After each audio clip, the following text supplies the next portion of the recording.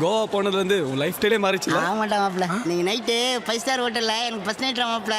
என் வீடு காலியா தான் இருக்கு, நீங்க வேணா ஒரு வாரம் தங்கி ஜாலியா இருந்துட்டு போங்களேன். ச்சே, எப்பட்றா? எதுடா? how possible this is? ஊர்ல மதிக்கவே மாட்டாங்க, சும்மா உதாரணம் சுத்திட்டு இருப்பான். இப்போ என்னடா லண்டன்ரா அமெரிக்கான்றா. ச்சே, செம்ம ஃபிகர்டா அது. ஏய் சீ, தப்பாலாம் சொல்லடா. ஒரு அழகான பொண்ணை போய் கல்யாணம் பண்ணியிருக்கான், எப்படிதான் தெரியல. அதான்டா அந்த கல்யாணத்தில் கூட அந்த கருப்பு கலர் தாவணி போட்டு இந்த வெள்ளைக்கறி என்னைய பார்த்துட்டு இருந்தது பாத்தியா? அது எல்லாரையும் பார்த்துட்டு இருந்துச்சு. இல்ல எனக்கு தான் சாப்பாடுலாம் பரிமாறினா. தேச்சா கோவாவில் வர வெள்ளைக்காட்சிங்களா இருப்பாங்களாமே. நான் இங்கெல்லாம் போறோன்னு அங்கெல்லாம் வந்துட்டு இருந்தா பாத்தியா? கோவா என்ன மதுரை நினைச்சியா? என் ஃப்ரெண்ட் அழகர் சொல்லியிருக்கான். இப்போ மதுரையில் எவ்வளோ ஃபாரின்ஸ் இருக்காங்களோ கோவாவில் அவ்வளோ இந்தியன்ஸ் தாண்டா இருப்பாங்களா. புரியுதா உனக்கு? புரியலையா? ஏ சாமி, உனக்கு புரியுதா? இன்டெலிஜென்ட் சாமி, நீ ஒரே ஏசி போட்ட மாதிரி இருக்குமா. ஆக்சுவலி ஹிஸ்டரியில் என்ன சொல்லியிருக்காங்கன்னா கோவா ஒரு ஃபாரின் நாடாண்டா.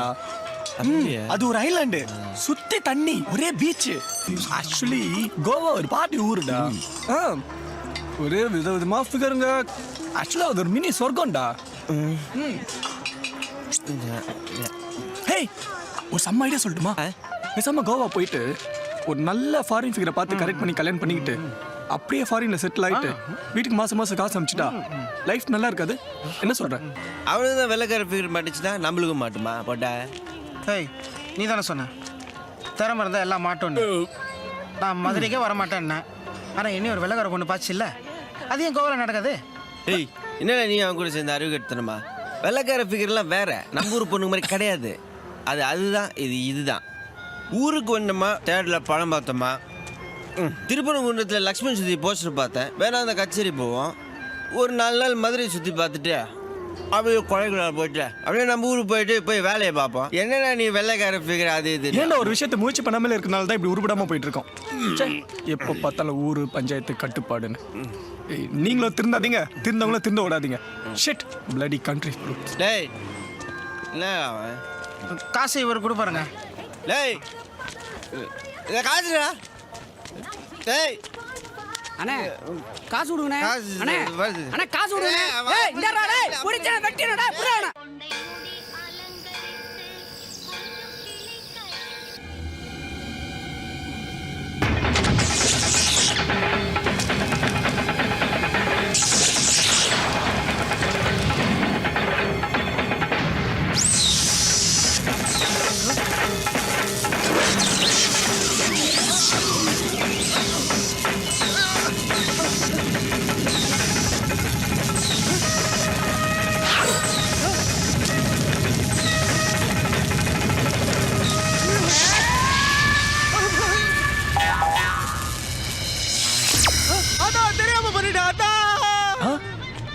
என்னடா அது?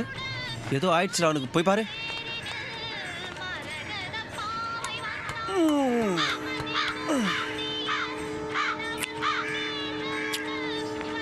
டேய் மாப்பிள்ள, டேய் என்னடா? டேய், சாமி கண்ணு குத்திச்சுடா. என்னது? சாமி கண்ணு ஐச, சாமி கண்ணு குத்திங்ஸ். டேய் பொறுமையா சொல்றா. சாமி கண்ணுல ஐஸ், சாமி குத்திங்ஸ். எப்படிடா? when he was in the deep sleep in the dreams da. Oh my god, which god ra? I don't know da, you coming soon. Oh my god, this guy sleeping is always.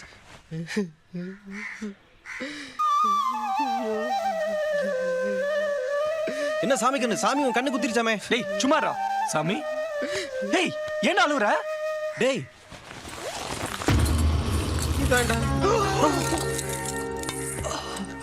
டேய் என்ன காரியண்டா பண்ணிருக்க?